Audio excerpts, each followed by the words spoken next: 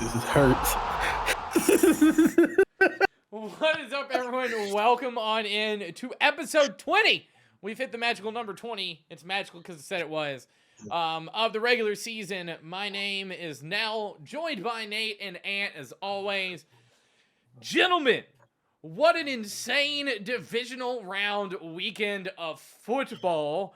Fewest points deciding games in divisional round ever. We're going to get into that. But Nate, how was your weekend, bud? Fantastic, man. I watched a lot of football. I enjoyed myself.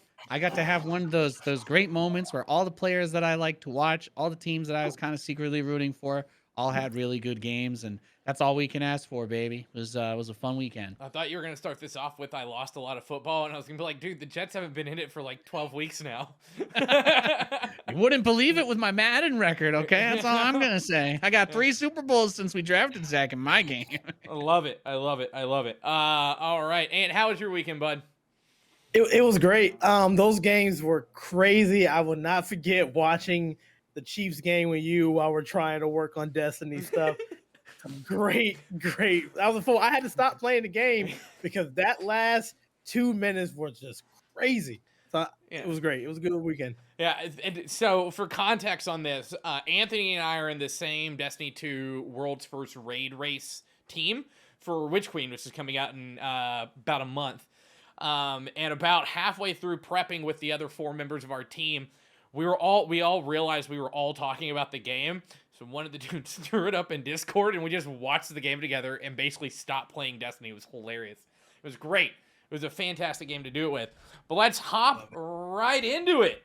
This amazing weekend started off great. We had the Bengals beating the Titans in what I didn't expect, a defensive clash in Tennessee, with the game being decided by a field goal. You're going to hear that a lot. But also Cincinnati giving up 9 sacks. So Ant, let's talk about this. I got my new favorite player, Joey B, on my jersey. Love it. Who day? That's what they say, right? Work on that. Yeah. Rule the Jungle is their hashtag on Twitter. Look that up. Let's talk about this, though. Cincinnati giving up 9 sacks to a defensive front that we've been talking up pretty much all season. We've talked about how Tennessee's defense was going to be what carries them forward throughout the weekend or throughout the playoffs. And it looked like they were going to do it, but giving up 9 sacks, how can you do that as a playoff team and win? Oh man, I'm concerned. I really like Cincinnati, but I'm concerned. You cannot give up 9 sacks. Like, I know Kansas City doesn't have the front line as Tennessee, but you gotta protect. But every time I saw Joey B get sacked, every offensive lineman that's about to be a free agent just earned about $5 million per year on their next free agent contract. You're gonna see so many offensive linemen get paid this offseason because you gotta protect your franchise quarterback. You gotta go in the draft. You're gonna see some people reach to get offensive linemen in the draft. You gotta protect your player. Joey B already got hurt his knee. He had an ACL injury last year. It was a great win. It was a tough win. But can I say something about the Titans? I told you, Derrick Henry was not 100%. You can't rely on Tannehill. His first pass of the game was a pick.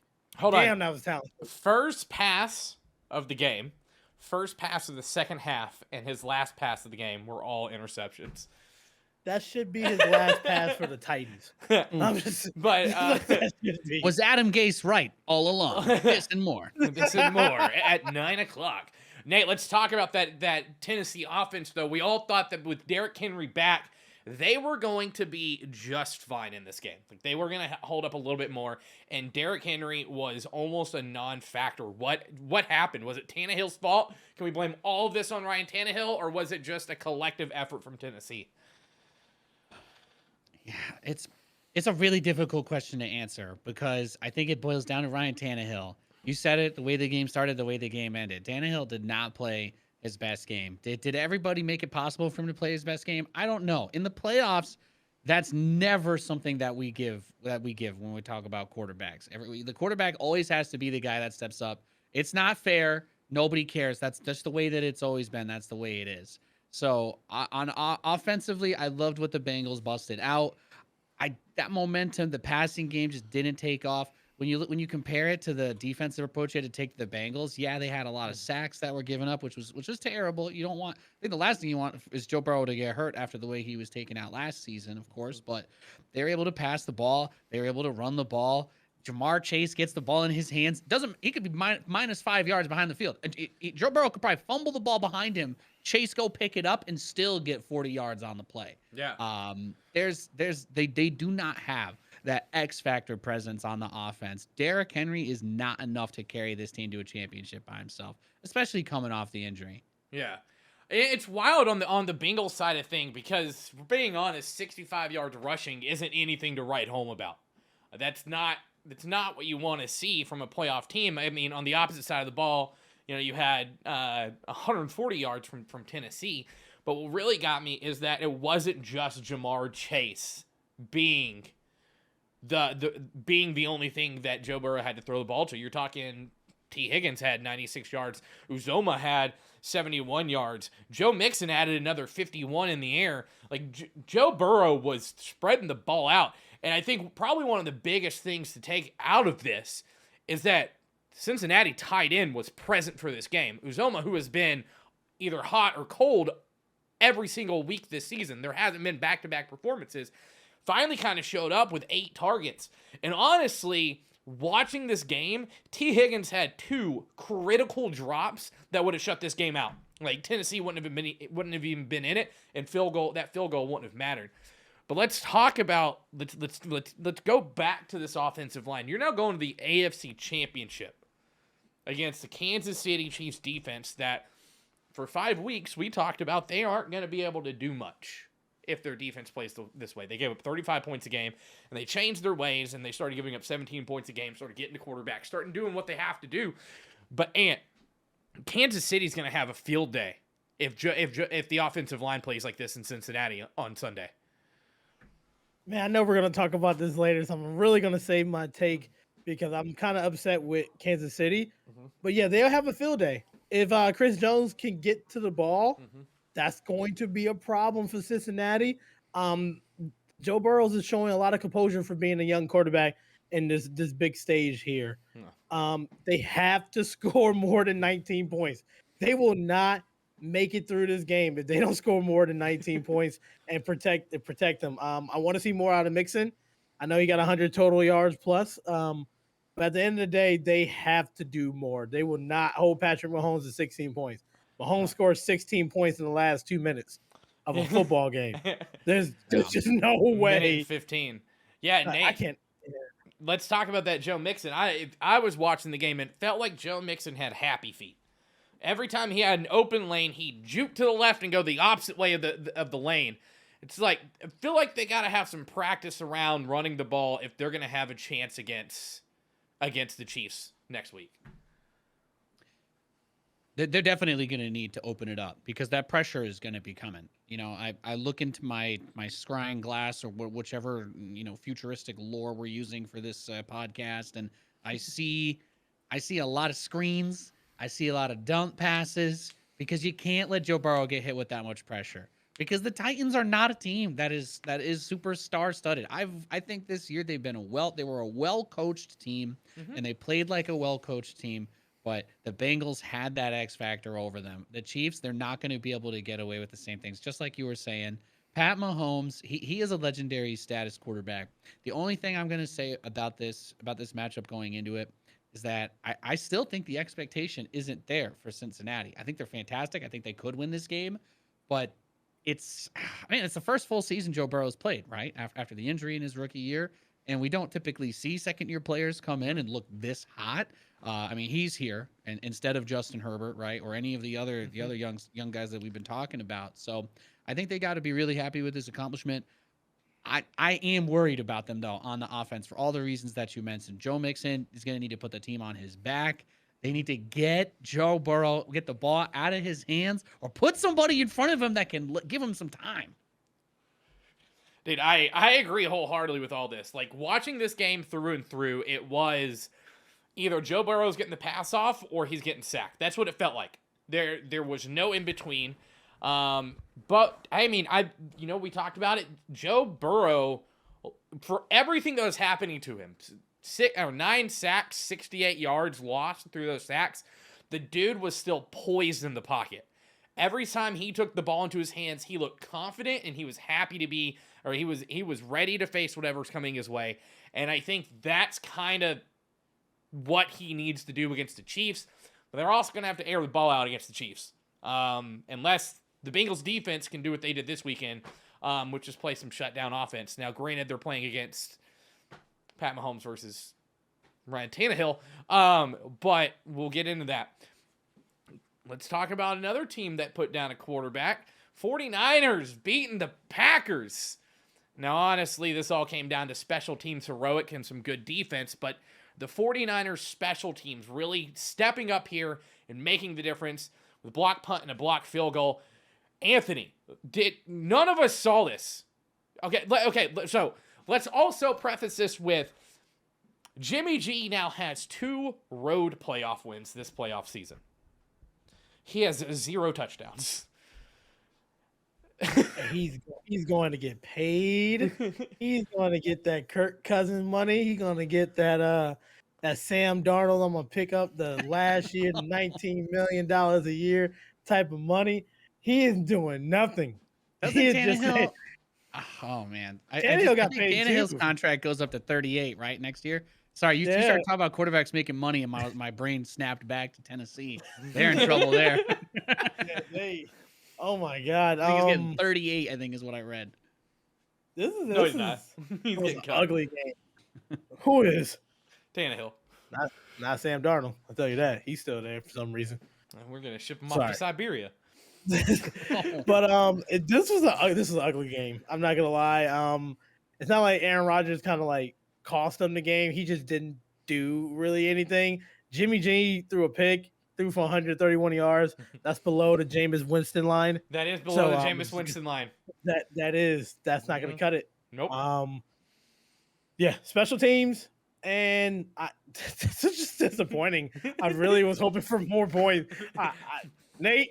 Dude, special teams determines where you start half your drives. Not every single kick goes out the back of the end zone. Having a team together that can respond to fake kicks, fake punts, we've seen those happen time and time again. It's not something that's uncommon enough that you don't practice for. And the scenario that completely blew up the game for the Packers was just, I couldn't believe it watching, because that, if you guys saw, like when it happened live in the game, the ball actually kind of popped up when he got the block. So everybody was just looking around for a second, like, where is it? You know, it's 30 feet up in the air because a grown man just kicked it, and it just batted right up off somebody else. But the awareness by the coaching staff there to have guys on the field that are playing heads up ball like that, that's special teams does win games. Yeah. You know, it's not as flashy as Devin Hester, or maybe it is, I guess, in this case, but this was just really beautifully executed. You don't always count on the punt to get blocked, but there are so many times where you feel like you get a big dub here. Either it's blocked and, you know, they down it, you have the ball in the red zone, maybe you get a goal line stop, right? But all credit to the special teams unit on San Francisco, because they bailed the team out of what was a really ugly game for both sides. Yeah, it's crazy, because if you were watching the game, they opened with the line as the kickoff was happening. He goes, you know, neither team here really known for their special teams play this season, was the line that the commentators started with, and then it turned into a special teams game. It even comes down to, like, the Packers were out-coached, I would say, every step of this game. And it showed, especially on special teams. Game-winning field goal. Robbie Gould's there to kick the field goal. And guess what Green Bay does? Puts 10 people on the field. There were 10 people on the field to block the game-winning field goal. Like, Ant, how do you even... What? This all stems to the this might sound crazy, but this stems to the relationship between the coach and Aaron Rodgers. I really believe that Aaron Rodgers really affected this team more than we know, and I can't wait later on down the line to hear the story about this. I don't believe Aaron Rodgers is coming back. Matter of fact, I can guarantee he's not coming back. Oh, no. This was just they need to go back to the drawing board. They're probably going to lose Adams in free agency. This is just, you can't do that. You can't have 10 people on the field to block a game-winning field goal. You can't make that. Somebody's got to count. There's somebody on that team that need to be 1, 2, 3, 4. Hold on, we need one. Something. No, they didn't. This is just, what a way to end your playoff run. Yeah. I mean, and not to just take this and completely harp on what happened on the Green Bay side of the ball, which, by the way, the only two people with more than 6 yards receiving were Aaron Jones and Devontae Adams. And Aaron Jones is the lion's share that came on a 75-yard reception. But Aaron Rodgers was sacked 5 times. 2 of those from Nick Bosa, 2 of those from Armstead. I feel like in the process of getting here in the playoffs throughout the season, not enough has been said about how good San Francisco's defense is, especially their front 7. And they're missing a couple people. But Nick Bosa and Eric Armstead, Nate, have to be a factor going up next week. Like, you have to factor them into your game plan because obviously Green Bay didn't, and it shows.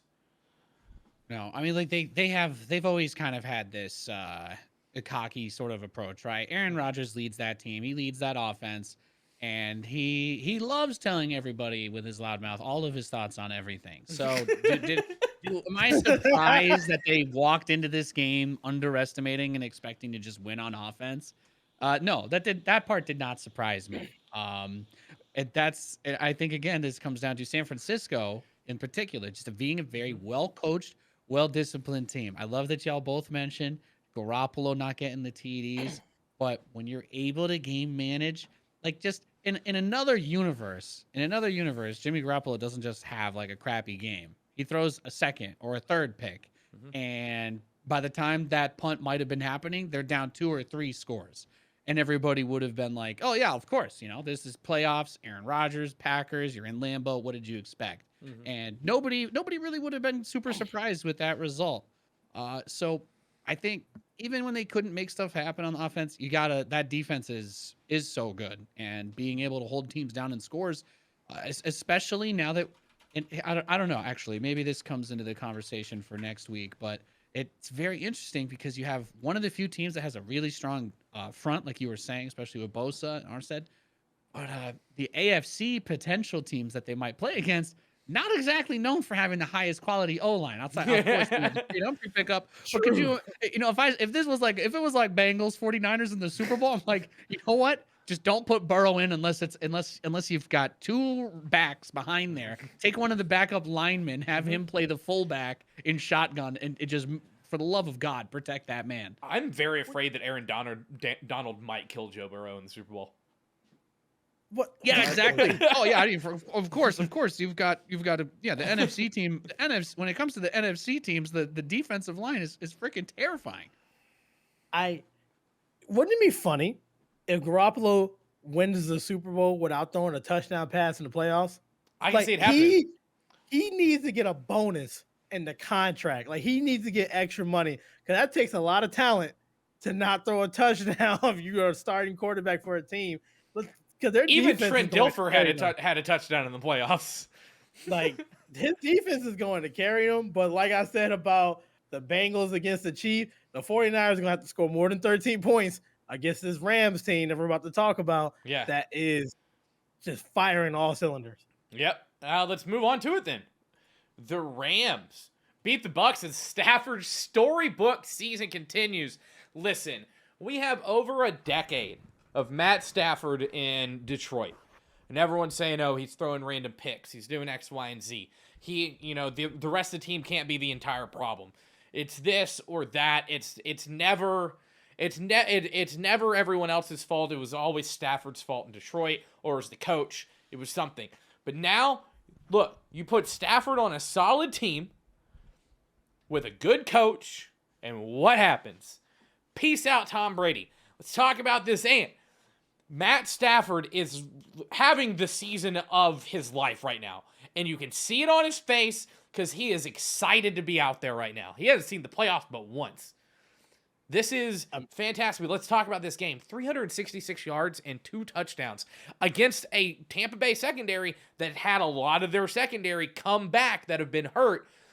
Is Stafford going to have to carry this team like he did in this game, or is he going to be able to rely more on Sony Michel and Cam Akers? I mean, you will want, I'm always a big fan for running the ball. It helps your defense and everything. But with the weapons that Stafford has, throw it, let it fly. Like you got to test the San Francisco secondary. Bosa's gonna get to you. Armstead's gonna get there. But man, you got Cooper Kupp, you got Odell Beckham playing and balling out.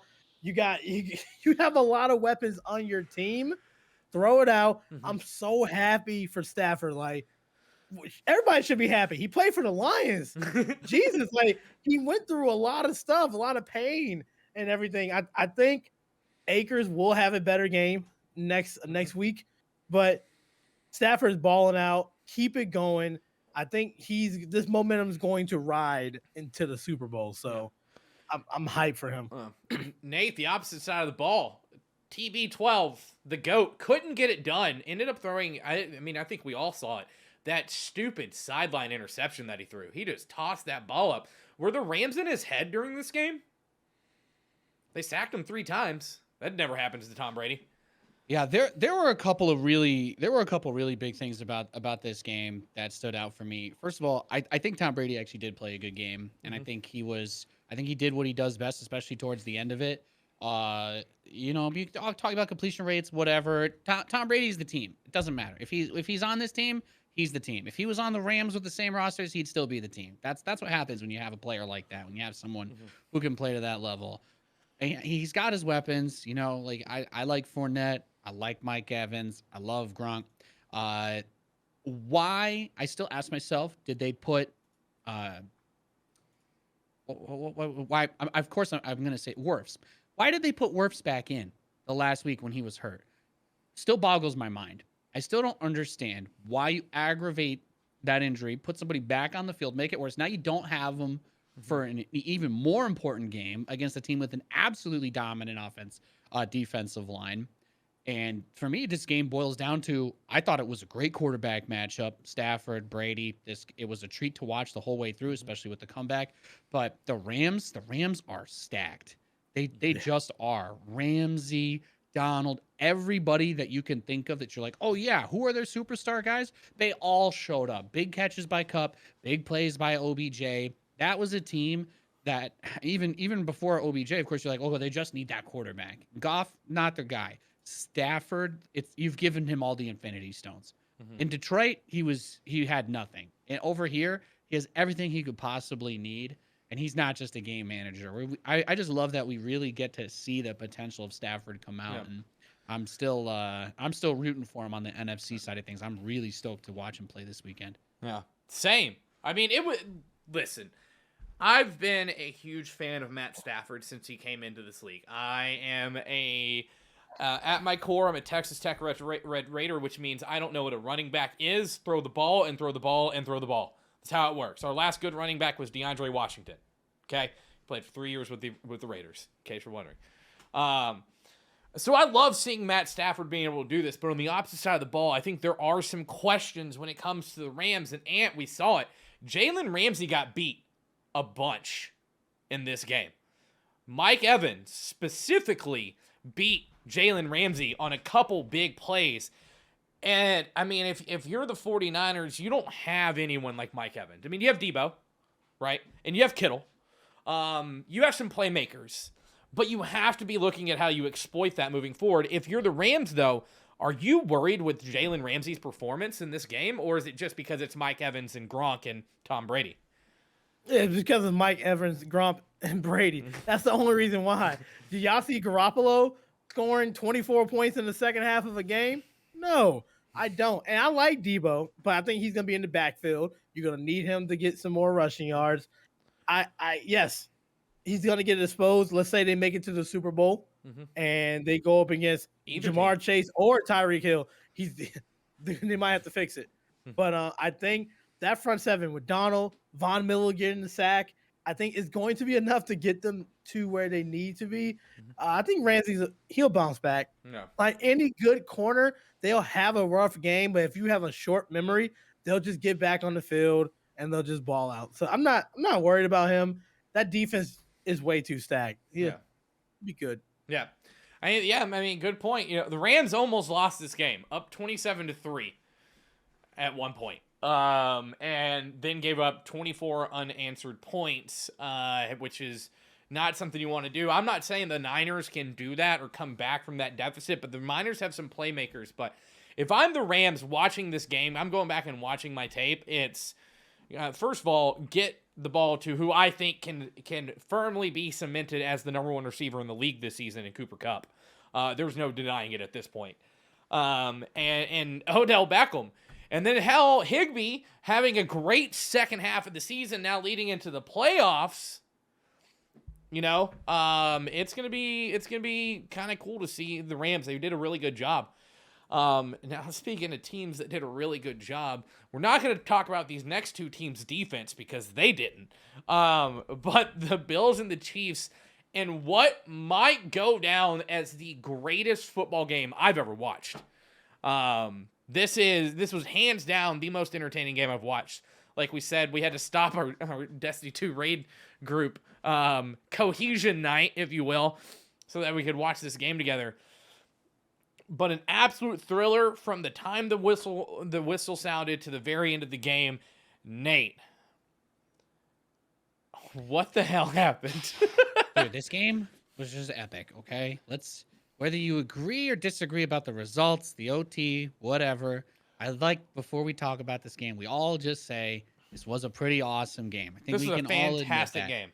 You got to see a little bit of everything. I love that you have two quarterbacks who really exemplify everything that the modern NFL is about. You've got guys that can take hits, maybe when they shouldn't, but they can to some degree. They run a lot. Anytime they run these big spread offenses, and the moment that you spread the defensive package out for it, Mahomes is scrambling for 5 to 7 yards. Josh Allen's running it up the side for 20. But they've both got bazookas on their arms, and the way that those big plays end up coming out was just unreal. Like what more could you have possibly asked for from it, right? Just the scores nonstop. For me, I agree though. It was crazy entertaining. I couldn't take my eyes off the screen. No, same. I just want to remind everyone that Mel Kiper Jr. had doubts on Josh Allen's ability to play in the NFL. Yeah, how's that coming along? Yeah. But Ant, I mean, the last 2 minutes, 25 points scored in the game. At this point, was it because Josh Allen and Pat Mahomes are just too much? Which, by the way, go back and watch the clips. There's some good stuff. There was a really good video that was running around Twitter of Kelsey on the sidelines. He was talking to Tyreek Hill. He looks at Tyreek and he goes, "Hey, dude, they're not really playing the seam. So here's what you're going to do. You're going to fake like you're going to the outside. I'm going to go to the outside, and then you cut on the inside of me so I can block them." And that was that catch before Kelsey's catch that set them up to go down the field for that last thing. And then Kelsey was talking to Pat Mahomes and goes, "Hey, so I'm just going to play the seam. I'm going to go up the middle, and we're gonna do just follow me. We're going to go up the middle." And you see Kelsey line up, and you hear Mahomes just go, "Kelsey, do it. Kelsey, do it. Kelsey, do it." Like, they are playing backyard football in the divisional round of the playoffs. But I feel like, Ant, this tells you everything you need to know about the Chiefs. Is that it's not just Mahomes being this giant IQ quarterback. It's the whole team. They have chemistry that's absolutely crazy. They never doubted each other, even in the beginning of the season when they were struggling. Throughout the season, when they were just barely getting by, they were the only people that believed. They knew they was going to get back to this position to have a chance to go back to the Super Bowl. And it was remarkable. First of all, I love Mahomes. I love the way he throws the ball. You should never have your kids watch him throw. He throws sidearm. He throws from different slot angles. The little basketball shot. Yeah, like he did when he threw a completely sidearm around a defensive player to get into the receiver. I know you didn't want to talk about the defenses, but that really pissed me off. Their defenses were really bad. because Kansas City played the softest cover 2 I've ever seen in my life. I was talking to you about it when we were watching the live. Gabriel Davis literally ran what if you play Madden, folks. Cover 2 is probably one of the easiest things to beat. You just send one up the middle and 2 on the sides that occupy the corners, and it's going to be open all day. Literally, that's all they was doing to Kansas City defense. It was ridiculous. Gabriel Davis did this because he was wearing Escape from Tarkov cleats. But does the win really count when Tyreek Hill puts up the peace sign on the way into the end zone? I'm not sure as an adult that I can handle seeing a grown man give the peace sign. Now, to be fair, you could argue that he should have been called taunting. They're going to call that on every other person. Why not call it there? But let's not get into semantics of officiating. Because at the end of this day, there was we still got to get there. Yeah, there was a lot that was missed in this game in terms of calls and pass interference and a lot of shit that should have been called. But honestly, I'm glad they didn't call it because we got to see football, right? Yeah, it was a great football game. It was. Just choke your whistle. Let them I go. can't really remember seeing the refs, and that's always a good thing. If I watch a game of football and I don't have a video clip in my head of a guy getting on the field saying pass interference for the 7th time, I'm usually good. I usually enjoyed it. Dude, another crazy stat from this game. First of all, Josh Allen and Pat Mahomes were within a yard of each other when it comes to rushing, and they were both their team's leading rushers. In case you're wondering if this was a shootout or not, Pat Mahomes throws the ball 44 times. But, and we were talking about it. Gabriel Davis, we brought him up. Actually, Nate, you and I talked about him in like week 11 of if you're looking for any receiver to pick up, he's available in 85% of the leagues. Pick up Gabriel Davis and play him every week. And this is the reason why. Gabriel Davis was an unsung hero of this team for the latter half of the season, and you saw it. It's a damn shame that Buffalo's defense couldn't do anything. You had 13 seconds left. That's all you had to do. And you playing some stupid-ass coverage where Travis Kelce's like, hey, fake the outside run, I'll block.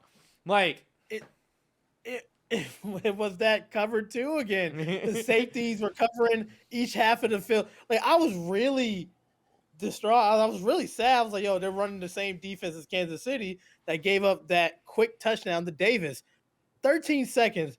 I understand you need to play prevent defense, and that's what they did. Mm-hmm. But you cannot give the middle like so wide open. I know Tyreek stretched the field out because he went deep, but you just can't. You can't. 13 seconds left. You cannot do that. I tell you what, that sucks. Buffalo was missing White playing defense this game. They're missing their number 1 player in the secondary. You can see it.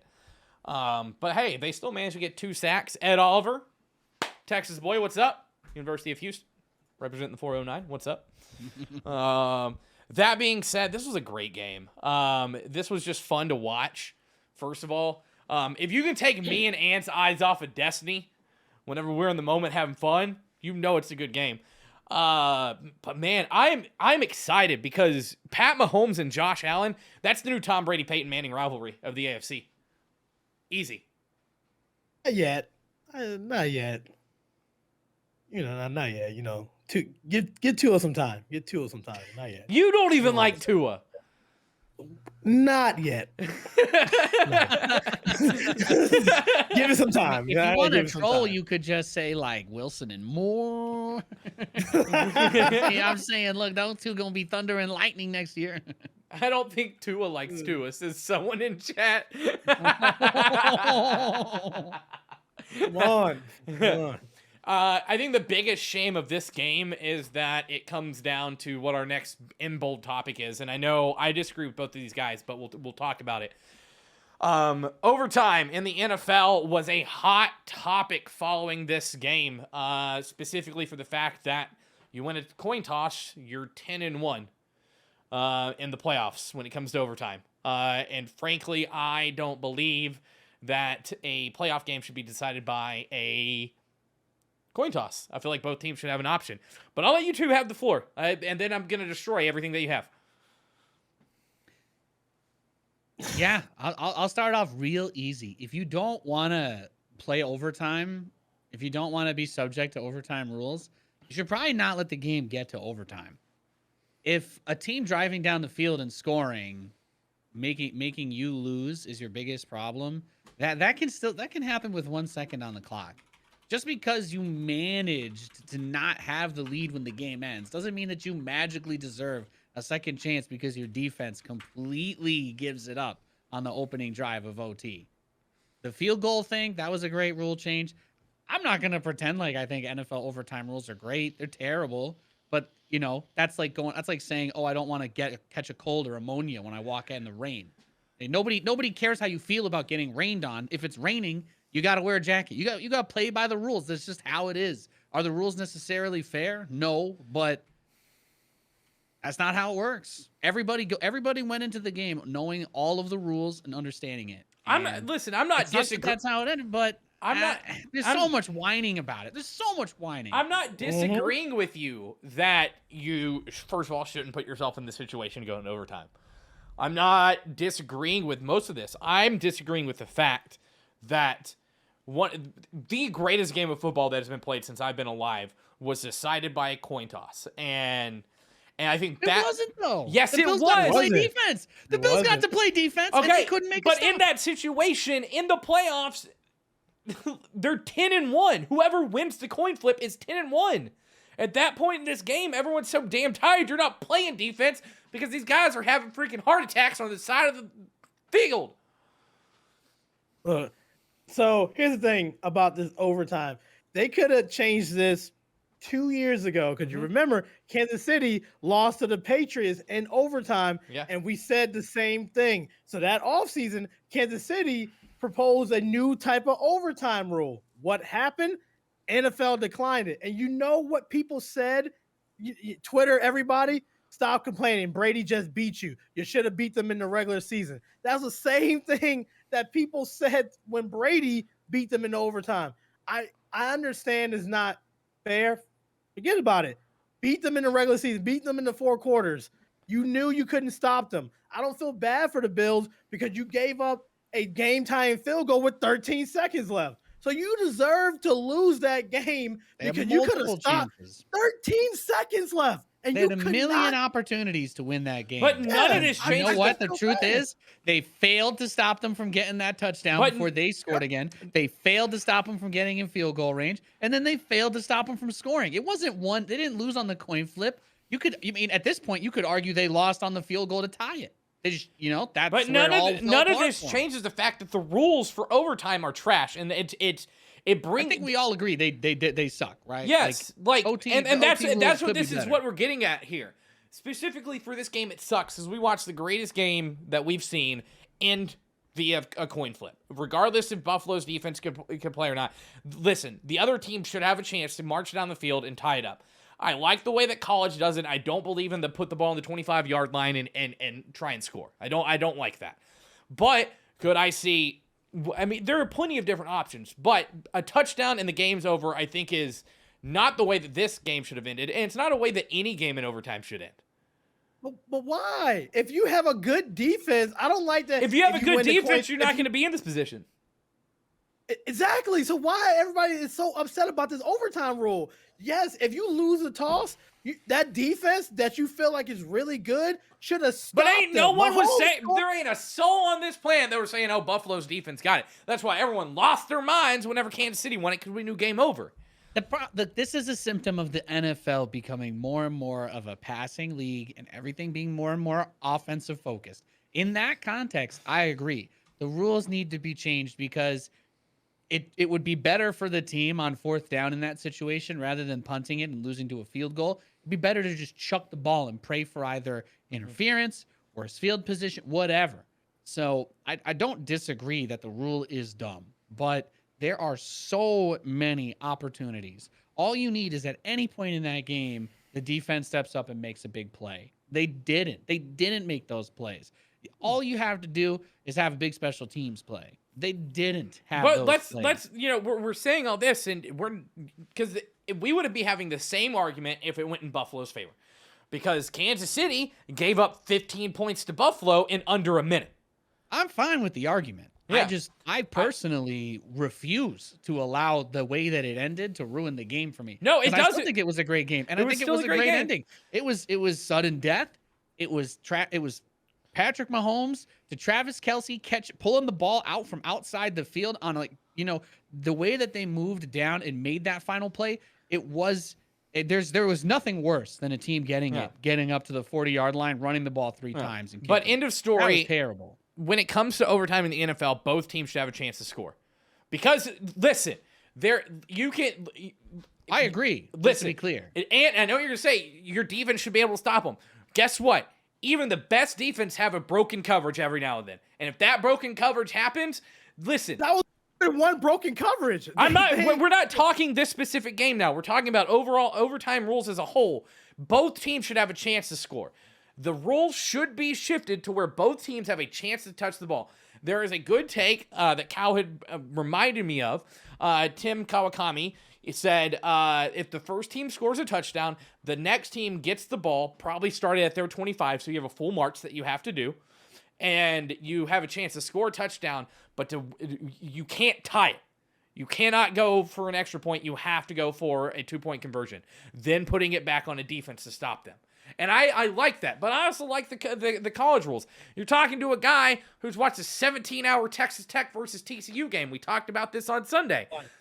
Yeah, where they went to like 5 overtimes.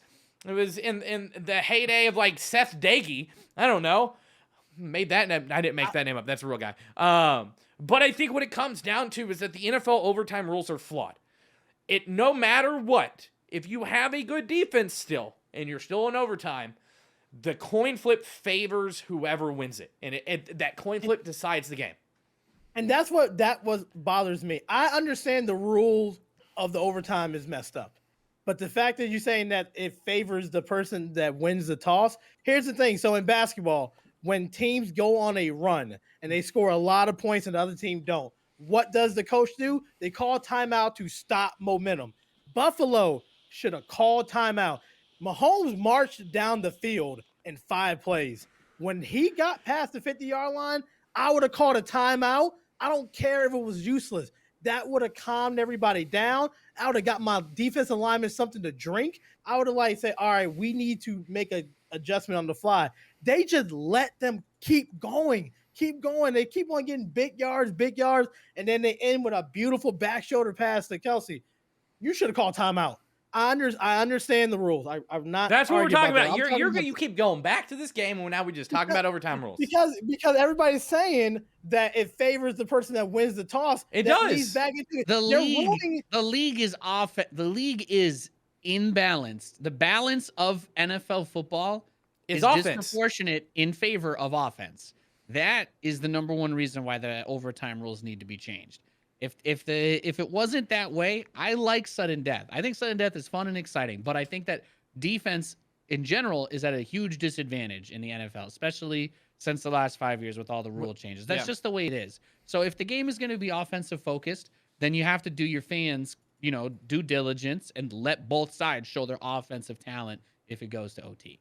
Yeah, I agree. I think if the rules are going to cater to offense that much is the most important which thing. they already do. Roll half of them back, then go crazy. Like if you touch Tom Brady, it's a penalty. Yeah. Like if you're gonna favor offense in the way that the game is played, then exactly what Nate said. You need to change the rules to where that is reflected in the game, and that is not currently reflected in overtime. Especially, you want people to play this shutdown defense when shutdown defense doesn't exist. It does. It just didn't happen in that game. And I think that people talking about the overtime rule is taking away how good that Kansas City Buffalo game was. Because the first thing you saw right from the jump when you went on Twitter is NFL need to change the overtime rule. No, because here's the thing. You're still on the field. You still have a chance. Stop Mahomes. It's not like he's like perfect, immortal. Stop that offensive team. He is, though. Yes, it might be fake. He's Superman. No, that's Cam Newton. That's Cam Newton. It's Cam Newton. It's Jameis. It's literally Cam Newton.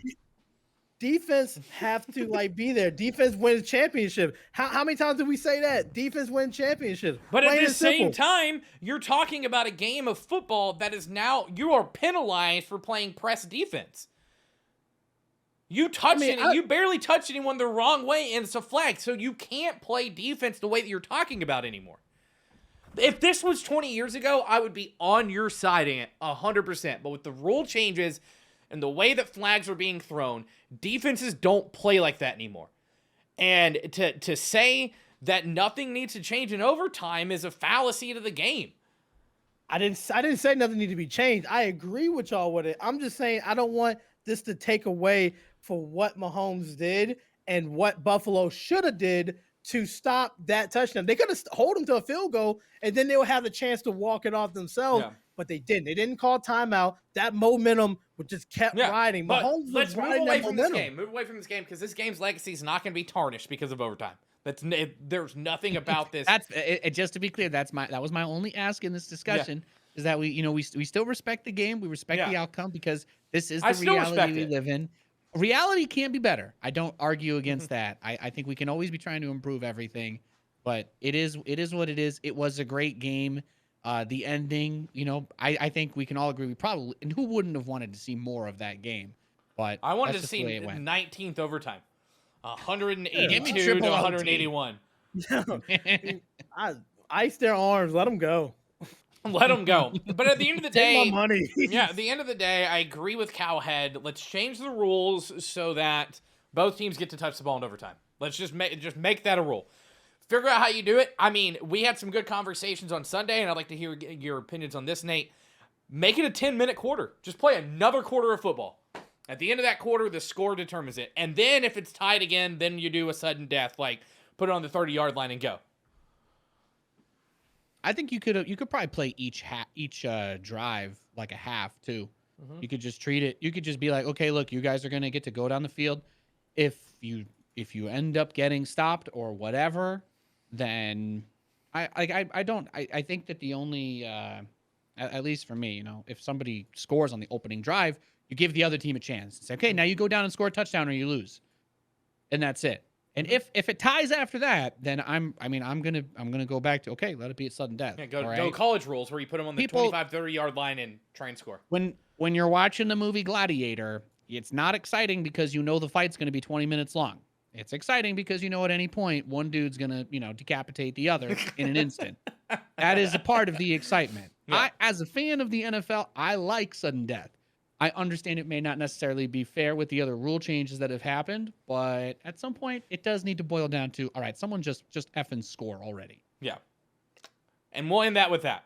That was a heated discussion. But that being said, for injuries this week, the only big one that we have is Honey Badger is still in the concussion protocol.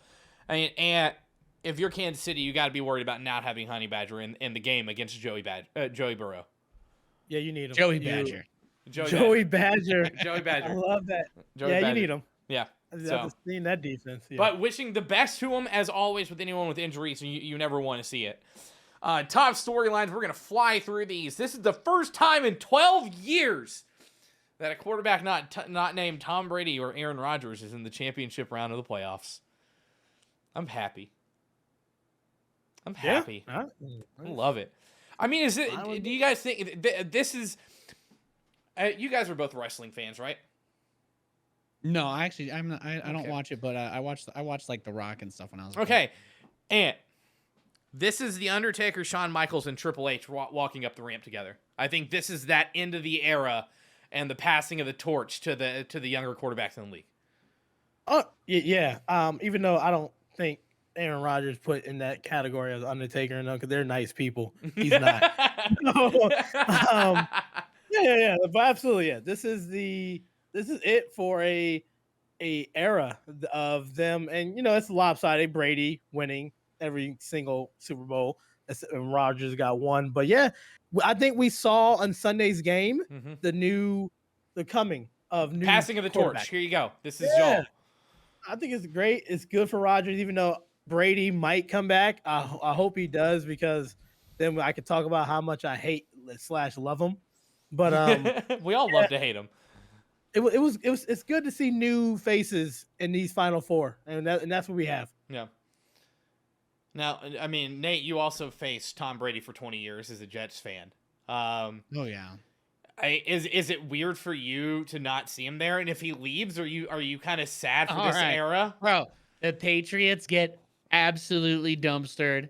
Then the Bills lose, and all their fans are crazy salty because of the stupid OT thing. Tom Brady's out, and yeah, okay, he's great. I can respect him a little more since he left, but yeah, no, I'm feeling good. Okay. Okay. It's nice. It's nice. I am still very big on the Matt Stafford redemption arc. I think Joe Burrow will probably win a Super Bowl in his career, especially if he keeps Jamar Chase on his team. So yeah, I'm very very hopeful we'll see a new big champ. Maybe if Mahomes gets a second ring, like whatever. That's not the craziest thing either. Okay, Yeah. he kind of has to establish himself as a Hall of Fame legend because he's gonna do that anyway. Oh. All right, let's move on down the line. The Bills possibly hiring a new OC. And Sean McDermott coming out and saying that Josh Allen's going to be involved in the hiring process. Anthony, that's pretty big news, especially for a young quarterback like Josh Allen. Your opinion, what is this signal for the future of this franchise in terms of Josh Allen and the way that they're going to move forward as a team? They're learning from Cleveland that you need to get everybody on the same page. Baker Mayfield's not on the same page with his coach, and I think it's very important. They're going to lose their offensive coordinator. Brian Dable is going to most likely go to Miami. Miami is covering him a lot in that search, and yeah, because you want to keep the same type of offense. You want Josh Allen to keep on progressing, so you want him to feel comfortable with whoever they bring in. So yeah, that's a smart move to make sure, one, Josh Allen feels like he's important in that franchise, and two, that you're on the same page going forward. I agree. Nate, how much of a possibility is it that McDermott and Josh Allen just look in-house at a quarterback's coach or running back coach for this position? Okay, well, you gave me like the most difficult question of all time. Like, I mean, obviously, there's some things that are working with Josh. If they have the guy that turned him from his rookie year version into his current version, then maybe they're looking to work with him. I'm not 100% sure, but I really like this move to bring him into the conversation because let's face it, if Josh Allen just retires for no reason tomorrow, they're totally boned. They don't just pick somebody up and fix everything. We know that that's not how the NFL works. It takes a lot of time. The Bills were one of those teams that were shuffling around, trying to find, a good, let's let this be our franchise quarterback guy. So I think you got to give him the keys. Yeah, you got to give him the keys. You got to let him be in the driver's seat. I think control of ego and all of that stuff is still important. Maintaining, a chain of command, all of that. I don't have any issue with it. But if you're not picking the mind of the most important player on your team when you're making decisions that are going to affect him and everybody else that he works with, you're just a fool. Yep. I agree with that. You are a fool. That's the best way to put it. All right, let's move down the line. The Bears finally find their new GM in their search, picking up Ryan Pohls, who was the former executive director of player personnel in Kansas City. Nate, we'll give you an easy one. We've talked about how Chicago is a popular destination for anyone if you're a GM or a head coach. They got talent, they're young, they have a bright future. This is a guy who has been looked over quite consistently. He was interviewed a second time for the Giants job, who hired Joe Schoen. We're just not going to talk about them because it's the Giants. Schoen's talent won't show for a couple years. Interviewed for the Vikings job. He's also been previously talked about for other GM possibilities. He's also only 36 years old. How much of an impact can a 36-year-old executive of player personnel have immediately on a team like Chicago, which is young and hungry and ready to take damage, or to you know what I'm trying to say, whatever. It can have an amazing impact. And the best frame of reference I have for this is, you look over like what a guy like Joe Douglas is trying to do with New York. And he accepted the GM position for the Jets under, I think the stipulation was like he had to have like 6 years guaranteed or something, because like that's how much time it's going to take to turn this dumpster fire around to do something with this. But getting a young GM who with this young of a team, it's all about putting those building blocks in place for the future for this squad. So as long as that's where the focus is, I love everything about it. I'm ready to come out of the woodwork and be one of those bandwagon Justin Fields guys, because I was drooling over his play. The Bears have a lot of things in place. They can be good. I do find them to be a team that's poorly coached, poorly managed. So, and any changes in these departments, even if it doesn't work out, the worst thing you do is you try somebody else again. You don't have to stick with the guys from before that haven't been getting it done. NFL people move around quickly, and we see teams turn around quickly, like the Bengals, for example. Yeah. No, I agree. I want to be a Justin Fields fan too. I really wish that I wasn't wearing a Bengals jersey and I was wearing a Carolina Panthers Justin Fields jersey. I wish I was wearing a New York Jets Justin Fields jersey, okay? But here we are. I don't know if you heard the tone of my voice change when I got really sad that he's not a Panther. But hey, we got J.C. Horn, who was a great cornerback for 2.5 games. That was good. And Sam Darnold. Don't forget him. Hey, no, we're going to forget him. J.C. Horn was great. But, Ant, let's talk about Pohls in Chicago. You're Pohls. You're 36 years old. You have risen through the ranks. He started in Boston College. He's here now. If you're Pohls and you're coming into Chicago, what are some of the first things you're looking at as a GM on a young, hungry team like this? I mean, I think Cal has said it first. You're looking for your quarterback. You got to figure out if Justin Fields is your quarterback, right? Then your next thing is you're probably looking for, you're going to get your head coach. I personally think that you should go after Brian Flores, because Brian Flores is going to bring you Deshaun Watson, which at this point you smell blood in the water in that division, because Aaron Rodgers is about to leave, and I don't believe in Kirk Cousins whatsoever. So right now you really need to hold go. On. We're gonna forget about Jared Goff. Listen, and I'm gonna interrupt you. Can we pretend he didn't try to draw our attention to Jared Goff, and you just keep going with this point, Ant? I was trying to. I can't believe he said that. We really need to. Damn it! Yes, I'm about to say, the Bears need to go all in. The Bears are not getting younger. You're wasting Khalil Mack's prime. At this point, I will go for Flores. Bring in Deshaun Watson if everything clears out. Why bring in Deshaun Watson with Justin Fields sitting right there? At the end of the day, Justin Fields is still probably 2-3 years. Yeah, but you're talking about mortgaging your future. Now, okay, no. So if Justin Fields is 2-3 years away from being a stud or being really good, you're now talking about getting Deshaun Watson is now mortgaging that future of Justin Fields and whatever you get to protect him, what you get him to throw the ball to, everything you all the pieces you want to put around a rookie, an up and coming quarterback, you're getting rid of by getting Deshaun Watson.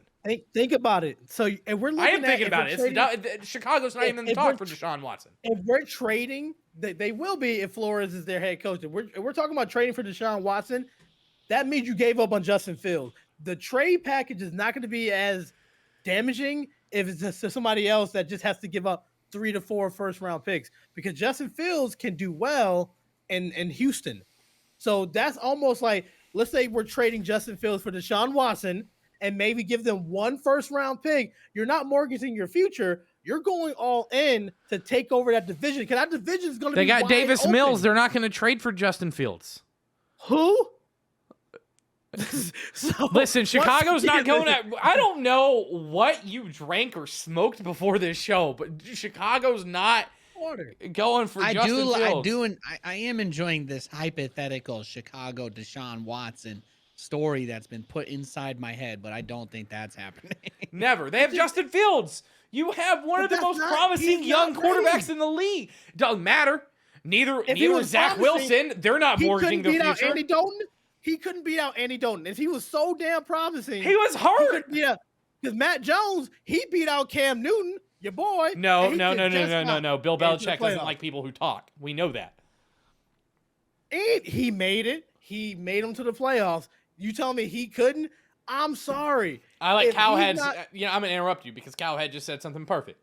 Chicago going for Watson is saying like Darnold's gonna lead the Panthers to the playoffs. Not possible. Didn't you say that in week 1? You said We Darnold's were gonna lead y'all no, to I said in playoffs, week okay? 3 we were 3-0.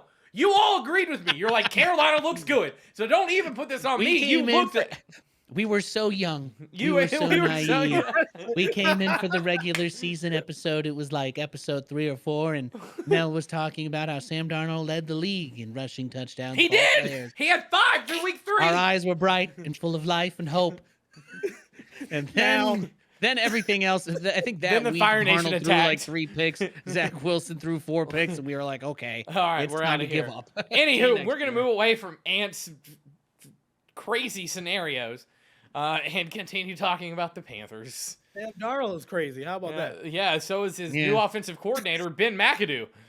How did that Carolina. I Did don't- somebody leave the gate open? This is Okay. You have to lock the gate on the way out. Come So, on, guys. My judge of what's going into Carolina is I'm not. I'll tell everyone. I subscribe to The Athletic. I love all the writers they have on The Athletic. I think it's a fantastic site. If you're a sports fan, you can usually get it for like $1 a month when they're doing promotions. And Joe Person's a writer for The Athletic, and he's been very good at kind of analyzing what's going on with Carolina in the offseason. And a lot of people, himself included, kind of leading the charge, think that Carolina brought in Ben McAdoo because of his experience in coaching quarterbacks. Yeah, remember, this is Aaron Rodgers' old quarterback coach. Aaron Rodgers' prime quarterback coach. This was also leading the league in offense, Eli Manning quarterback coach, or an offensive coordinator. So I think Joe Person kind of, what? Stretch? Stretching, man. I'm not. No, because you can go look at what Ben McAdoo's done, and I'm not saying I'm happy about this. I'm not. This is dumb as shit. Just fire Matt Rule and get a whole new staff. But here we are. There's the justification behind why Matt Rule hired him all comes from the quarterbacks that he's coached, as well as the offenses that he's run. Because the 2 years before he was the head coach of New York Giants had the #1 offense in the league with him as offensive coordinator. So there's a lot. Yeah, I had to double check that shit. Trust me, it's true. So there's a lot coming from that. But Nate, you pay attention to New York sports more than any of us. And by proxy, sometimes hear about the Giants when you're thinking of the Jets. Why? I do not know. I have absolutely no idea. Look, there's nothing but garbage that's been coming out of North Jersey for the last few years, and at the very least, I can say that my team's got probably one of the hottest coaches in the NFL now. But outside of that, that still hasn't really turned the rest of it around. Everybody else that's been leaving, I don't know. I don't know how you see anybody leave that organization and think to yourself, yeah, that's the guy that's gonna turn my team around. The dude that hasn't been able to use Saquon or whoever else they've had for the last couple of years to get anything done at all. Let's not forget he was the Dallas Cowboys offensive analyst this season. So, What did he do? Write down, Pollard has better stats than Zeke. Keep Zeke #1 though. Yeah. Yeah, it would be interesting to see. But but Anthony, on the quarterback note, you got a guy who's been around Aaron Rodgers and Eli Manning. You got to hope that he picked up some knowledge that he can impart on young quarterbacks there, right? You see how you laugh when you couldn't finish the damn statement? Like, you laugh. I wish y'all the best. Okay, hold on. Let me rephrase this question to a different question. You fired Joe Brady, who helped lead LSU to the national championship 2 years ago, and bring in Ben McAdoo. How much of a downgrade is this? Y'all was better off using like your own in-house like coordinator. Somebody. Nixon, who improved our offense tenfold whenever he took over. Yeah, that guy who they said, no, you're good, man. I figured it out. The perfect comparison for this is they replaced the spare tire with another spare tire. Yeah. Just go into the shop and get something permanent, please. So, biggest news coming out of the NFL. Breaking news today. Adam Schefter broke it. Sean Payton has retired as a head coach, stepping away from the Saints. There are rumors that he's heading to Dallas, but Nate, we'll go to you first. What does this mean for the Saints, who now back-to-back seasons have lost Drew Brees and Sean Payton and are now $75 million over the cap? Yeah, well, I mean the cap. I don't understand how the NFL salary cap works. I can read the documents. People have explained it to me. I've explained it to people. But then I look at the New Orleans Saints books, and I'm thinking to myself, this is like how there's somehow 700% of GameStop shares that exist out there. You're Or like, it shouldn't be possible. How yet Taysom it Hill got is. signed to a $100 million contract, but it's only a $5 million contract. Yeah, so and again, I ask myself how a team spends twice as much money as they're allowed to, and there just never really seems to be any great consequence. So hopefully, we'll be able to steal Michael Thomas away somehow. But if you're Sean Payton, look, the best years you were going to have with the Saints were with Drew Brees. That's over. You know, could the Saints find success in the future? I don't think there's any reason to believe why they shouldn't. You know, they're not an organization that's been seen as incompetent. They've had a lot of good Except years. for literally every year before Sean Payton arrived. Do you remember the paperbacks? But all I'm trying to say is the best years that he was going to have with the Saints are over. So if he wants to stay in the NFL, I actually don't think of it as being a super surprising or even that interesting that he's going somewhere else. I will find it interesting if he finds success somewhere else. Can he adjust and adapt to a different environment, especially Dallas, a team that's kind of just, well, I mean, they get in their own way, right? You got a lot of people that just love to puff themselves up about how great they are and then not actually show up and put those results on the field. I took the words out of my mouth, honestly. And let's talk about it. There was one person left in this league that truly believed in Jameis, and I know you're a big fan of Jameis, and that person was Sean Payton. And we can argue up a tree that there are other people believed in him, but no one did. No one else was picking him up. What does this mean for Jameis Winston moving forward? Comeback player of the year and top 3 of the MVP ballot for next season. This just in, we're going to place a job listing on RareDropSports.com looking for a new co-host. You think it was going to change since Sean Payton? You can't take the Jameis out of him. He is going to come back. He's going to realize that his team will be gutted. He will take over. Taysom Hill, get rid of him. That's a waste of money. You have your quarterback that will rally New Orleans behind them. It's going to be Jameis. It's going to be great. They're good for quarterback for a little bit. All right. So serious talk. As someone who's realistic when it comes to Jameis Winston and his potential, listen, I understand that Jameis Winston's an electric quarterback. He's better since he got LASIK. We've all admitted that. But I think with Sean Payton out of the mix in New Orleans, that's not going to be good things for Jameis, because as Ant said last week, whoever the new head coach is going to want his own quarterback. You know what? First of all, that goes for every NFL team but Jameis, because at the end of the day, you know quarterbacks cost a lot. They do, and Sam Darnold. There are going to be other quarterbacks that are available to bring it. I'm not paying Kirk Cousins. I'm not. No, they can't pay anyone. So maybe Jameis stays around for another year, but they're going to be replacing him pretty soon. And I as much as I hate Jameis, I respect him as a player. I just don't think he has a place on the Saints moving forward. And Sean Payton leaving the Saints. This is like Tom Brady and Aaron Rodgers not being in the championship. This is another end of the era. The era that us three grew up watching football was dominated by coaches like Sean Payton. That era is not over until Tom Brady retires, damn it. Okay. Breaking news. Tomorrow. Watch. Tomorrow, you're going to retire. I'm going to be like, shit. Don't you do that to me, Ricky Bobby. Don't you put that evil on me. Yeah, so we said this wasn't going to be a long episode, but here we are. Rookie recap, Jamar Chase and Creed Humphrey, the only two names we have remaining. We talked about it. I mean, I've said Jamar Chase. Give me your thoughts. It's beautiful. It's amazing. It's amazing. You know, I see Jamar Chase catch a ball 5 yards past the line of scrimmage, and I know he's going for at least 20 more. He's electric. His footwork's incredible. His speed is fantastic. I feel like I'm watching a young version of a Tyreek Hill prototype. Honestly, there's so few But he's players big. that can do what he does on the field. Exactly, he has that height, he has that size, but he still has that mobility and that just how fast he turns. The change of direction is unreal. There's this playoff game. This is why you drafted him. This is why you pick him up with the top pick. If you take Jamar Chase out of this team, the Bengals are not here. Absolutely not. Joe Burrow is You fantastic. saying T. Higgins couldn't do this? But you want to get the biggest best gun. No. You want to get that rocket launcher? You need rockets to shoot, okay? You need like somewhere that. for them to be headed. Jamar Chase is that missile.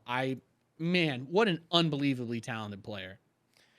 I saw someone compare Jamar Chase to in his prime Marvin Harrison, and I was like, I agree. He's more explosive than Marvin Harrison was in his prime. Mm-hmm. I think it's funny when we talked about the draft, everybody was so on Devontae Smith. Everybody was just gun-ho. He was the number one surefire like receiver. Well, he ain't got a And quarterback, so let's not compare him. It sucks because I do like Waddle, and Waddle was a beast this year. The best Waddle's wide a receiver slot in guy. that. Waddle's a slot guy, and he filled it perfectly. But Jamar Chase is a generational talent receiver. He next level. He clear wide receiver one.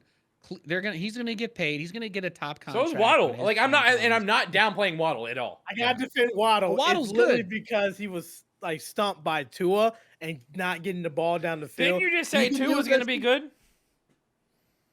So Waddle is going to be a generational style talent. It's just that we got to figure out what we're going to do. But man, Jamar Chase, he is just like Nate said, they're not here without Chase. No. They're not. If they went with an offensive lineman, they would just be in third place in their division. Shit, after I last think they week's would've game, they barely should have missed gotten an playoffs. offensive lineman. If they had taken an offensive lineman instead of Jamar Chase, they would have barely missed the playoffs, would be my guess. Listen, Cincinnati, if you're listening, Jeff Schwartz, who was a starter for Carolina and the Chiefs in two playoff seasons, two playoff teams, he's still a free agent. You can sign him right now and protect Joe Burrow so he can throw the ball to Jamar Chase. And then we have my clear favorite for Offensive Rookie of the Year, Creed Humphrey. Listen, his presence was felt in the game against the Bills. You saw it. There were multiple plays where Creed Humphrey was running down the field to block for a runner or a receiver. I'm pissed, by the way, because Pro Football Writers of America put out their all NFL team. And they picked Jason Kelsey as the center for all NFL over Creed Humphrey. And I disagree with it. First of all, Creed Humphrey's the highest rated center in the league. Second of all, I think he's in the conversation for top 5 offensive linemen in the league. And I'm going to take this to my grave that Creed Humphrey should win Offensive Rookie of the Year. I'm taking it to my grave. That I will die on this hill. I know you love him. I know. Two things. One, when you're talking about the all NFL team, it's a name type of I know it's a name, and he still thing. made the all AFC team, and Kelsey Yeah. made the all NFC team for center, right? Because we're talking about Jason Kelsey, Travis's older brother. And I agree. Jason Kelsey is also a great center, but look at the numbers, look at the stats, look at the tape. Creed Humphrey's a better center. Yeah, and like it's tough. Like you said, he's going to be there for a while. He's like a Travis Frederick from Dallas, one of those just stout players. Offensive Rookie of the Year. See, that's when I believe that you got too hyped, because we just talked about somebody named Jamar Chase that literally took a Bengals team that was sitting below 500 for the last decade longer into the AFC Championship game. But we're also talking about a Chiefs offensive line that was making Patrick Mahomes literally run for his life in the Super Bowl. How long ago? I mean, he's still running for his life. It's Mahomes. He's going to get the plays. But he's gonna not make- running for his life because there are people about to murder him now. This offensive line is now centered around their center in Creed Humphrey. And I will die on that hill. I think Creed Humphrey is the best offensive rookie in the league. Okay. All right, anywho, we have 10 minutes. Let's talk about the games happening next week, because that's important. It's the AFC and NFC Championship games. All right, so we got the Bengals at the Chiefs. Can Cincinnati score enough to keep up with the Chiefs? Nate, we're going to give you this one first. No, I think they're still a little too green. I love Cincinnati. I think they're fantastic. I mean, my heart would explode if they ended up upsetting, and it would probably be an equally incredible game to last week in order to make it happen. But this is the Chiefs' territory. This is where they belong. I'm so impressed by Burrow and Chase and everything that team's done. But I gotta side with KC on this one. Even without Matthew, like Mahomes just knows how to play playoff football, and Mahomes pulled a Tom Brady last week, so we finally got to see somebody do that. And I'd say Stafford as well, but he's obviously not as young, and he was playing against Brady, so sometimes it'd be like that. What about you, Ant? What do you think is key to this game for Cincinnati? Staying composed under that Chiefs stadium that can like shake up the house. The cameras were shaking. Stadium. The cameras were shaking. That's the thing. Arrowhead Stadium, and I would honestly pick Cincinnati if they wasn't running up against Kansas City, who is hot right now. Mm-hmm. It's all about the game of like who's hot. I don't think this is going to be a blowout. I think this is going to be a very close game. You're going to see Burrows throw for over 400 yards, easily 3 touchdowns. I think it's going to be a back and forth thing, but I think the Chiefs are going to sneak it out at the end. Listen, I can't say that I'm biased in this at all. If you're watching the stream, I have no idea what a bias is right now.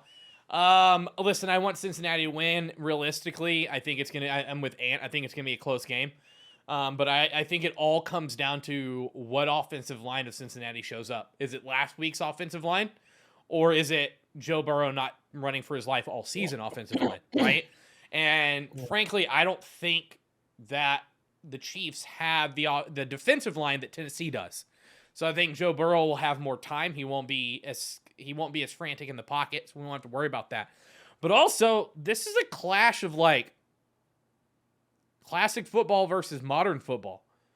Because the Bengals, as many yards as Jamar Chase gets, they're not this new spread offense. They're still ground and pound football with Joe Mixon, right? Like they still feed him the rock when they can. So I'm just excited to see old school versus new school kind of go head to head. And in who I think are the two best teams in the AFC right now.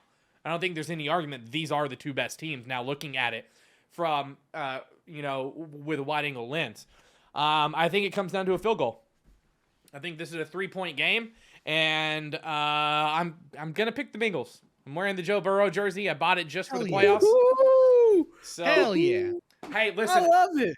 Listen, I picked the Bengals to be in the Super Bowl, so I'm riding that Joe Burrow train. I'm gonna go buy a cigar in case they win, and I'll post a picture and do a hot take on the Road Drop TikTok if the Bengals win. It might not be coherent though. It might not be coherent. All right, Niners at Rams is the third time these yahoos have met this season. Listen, Ant. I think the biggest thing here is that San Francisco's got to keep the ball out of Matt Stafford's hands. Is that even possible in this game? To be honest, that's the only way they're gonna win. I got about to say St. Louis. I got LA winning, but to make this a competitive game, you have to pound the ball and you have to control the clock. I've been saying this the whole damn playoffs, and nobody wants to run the ball. You run. Cincinnati did. Yeah. They did, but they also had Tannehill that was just giving them. Don't discredit their win. It was still a divisional game. It's Tannehill against the number 1 seed. It's really, you got to run the ball. You got to make it manageable for Garoppolo. Get those 3rd and 2s, convert them. 3rd and 3s, 4th and 1. You kind of got to go for it. Go for it because you need Stafford to stay on that bench. You don't. Mm-hmm. He can score really quickly, just like Mahomes. We're all hoping it's Kansas City and LA, but I think the 49ers can make this a game if they can control the clock. With that being said, LA is going to win by 3 touchdowns. Jesus. All right. We got a blowout coming in the NFC Championship. Nate, what are your thoughts on this game?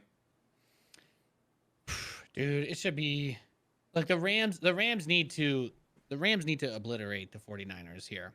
And the only reason why I'm going to say that is because San Francisco is a well-coached team. Garoppolo, not a rock star. Deebo Samuel pretty much is the 49ers right now. Mm-hmm. I don't feel uncomfortable saying that. they've got a good team. Their team to me does not stand out in a big way.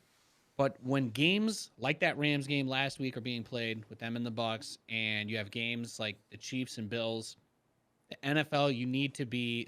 There was some pundit or whatever tweeted it today, and I felt kind of similar. So I'll paraphrase as best I can. But you got to be able to score 30 points. Your defense has to be able to hold the other team to under 30 points. And it's kind of ridiculous that you're like, oh yeah, just keep them under 30. We just got to get there.